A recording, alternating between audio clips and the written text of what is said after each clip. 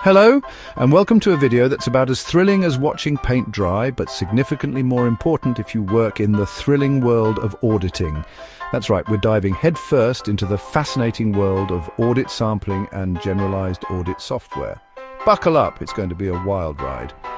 Now, you might be thinking, audit sampling? Software? John, I thought we were here to talk about something interesting, like the mating habits of the Patagonian Mara, or the history of competitive cheese rolling. And to that I say, fair enough. But believe it or not, audit sampling and software play a crucial role in ensuring that companies are playing by the rules. It's like the financial equivalent of those little plastic tamper-proof seals on your medication. You don't want to find out they're broken because that probably means something shady is going on. Today we'll explore how auditors gather evidence, the objectives and risks of sampling, and much more.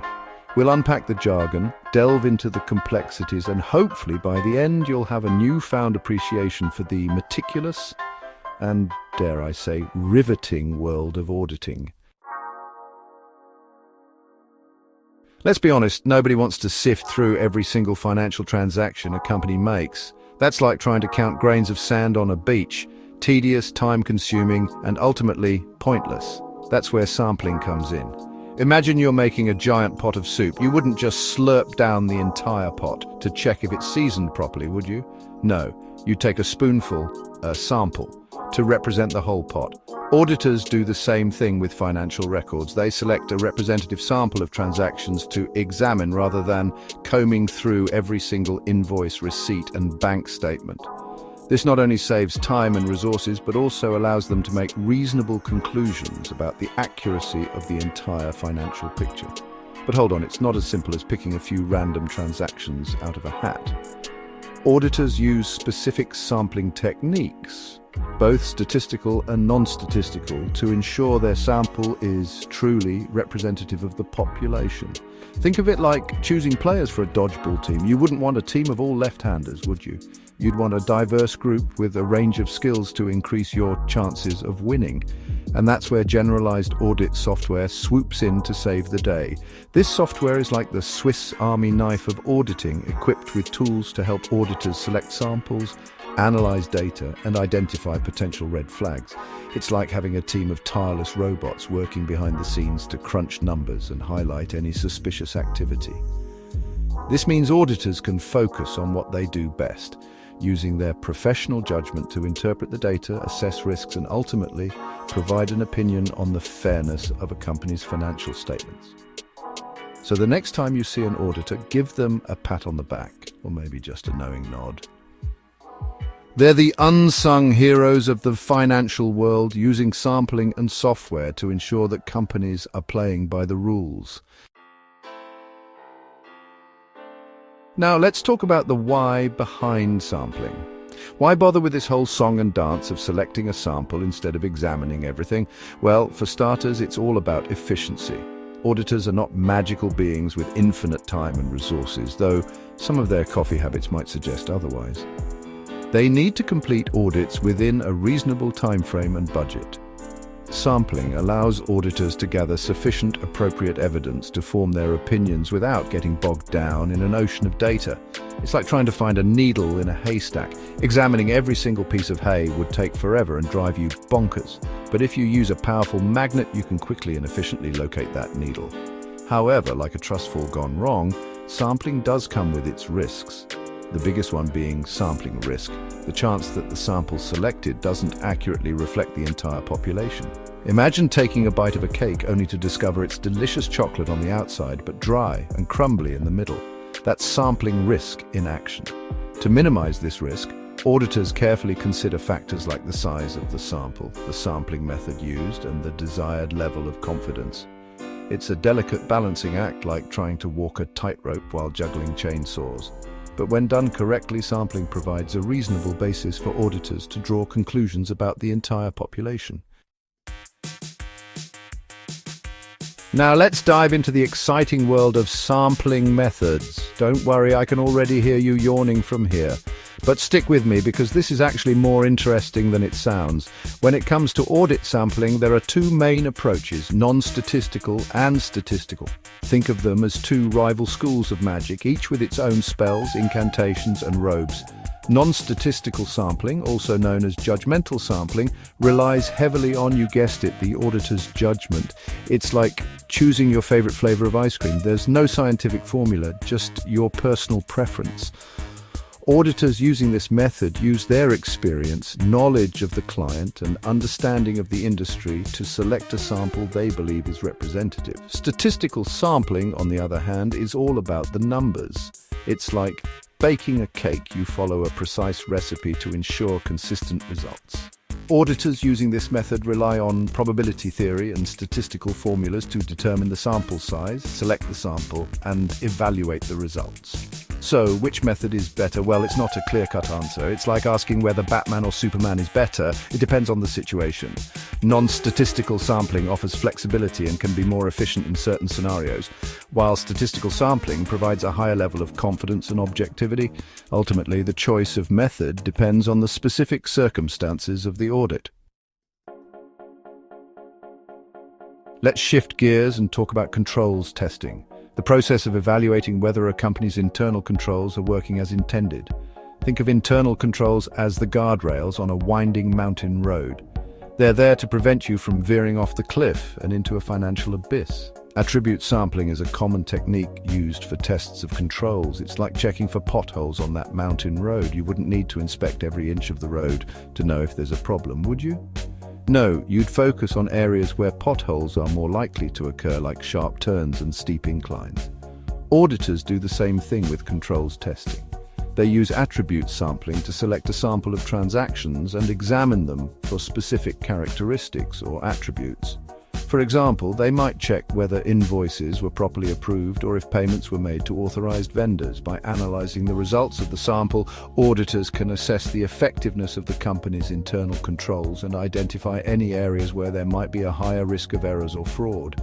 It's like checking the guardrails to make sure they're strong enough to keep the company on the straight and narrow. Now, let's talk about everyone's favorite topic, misstatements. These pesky little accounting gremlins can wreak havoc on financial statements if left unchecked. Think of them as termites slowly but surely eating away at the foundation of a house.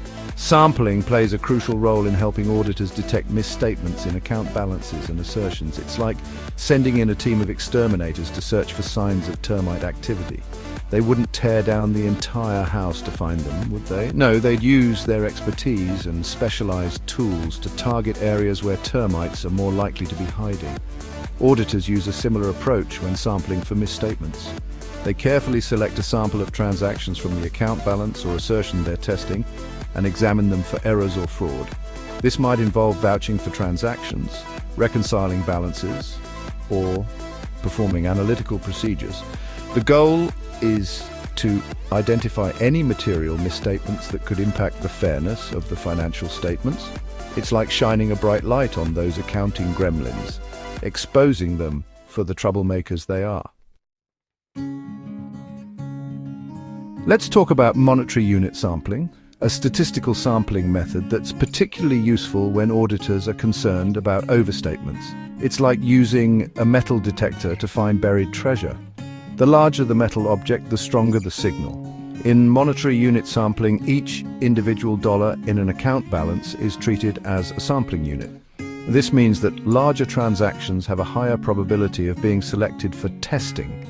It's like setting the metal detector to focus on larger objects, increasing the chances of finding that elusive pirate booty. This method is particularly effective for detecting overstatements because it focuses on the dollar value of transactions rather than just the number of transactions. It's like searching for a needle in a haystack. But instead of looking for a single needle, you're looking for the needle with the largest eye. By using monetary unit sampling, auditors can obtain a statistically valid estimate of the total amount of misstatement in an account balance. It's like using a measuring tape to determine the exact dimensions of that buried treasure chest. Remember that Swiss Army knife we talked about earlier? Well, generalized audit software is about to get a serious upgrade. Think self-driving cars, but for audits. Okay, maybe not that exciting, but still pretty cool. As technology advances, so too does the way audits are conducted. Generalized audit software is becoming increasingly sophisticated, automating many of the tasks that auditors used to perform manually. It's like having a team of tireless robots working behind the scenes to crunch numbers, analyze data, and identify potential red flags. This software can help auditors select samples, perform calculations, generate reports, and even perform complex analytical procedures. It's like having a superpowered calculator that can do your taxes, balance your checkbook, and make you a delicious cup of coffee all at the same time. But don't worry, auditors aren't being replaced by robots anytime soon. While automation can significantly improve efficiency and accuracy, it's still crucial for auditors to use their professional judgment to interpret the results, assess risks, and make informed decisions. It's like having a GPS navigation system. It can tell you the fastest route to your destination, but it's still up to you to avoid traffic cones and jaywalking pedestrians. Now let's talk about the ethical considerations of audit sampling and software. Because even in the seemingly dry world of auditing, there's always room for a little moral dilemma. Think of it like choosing between a delicious but questionably sourced chocolate bar and a slightly bland but ethically produced alternative. Auditors face ethical dilemmas all the time, from determining the appropriate level of sampling risk to deciding whether to rely on management's representations.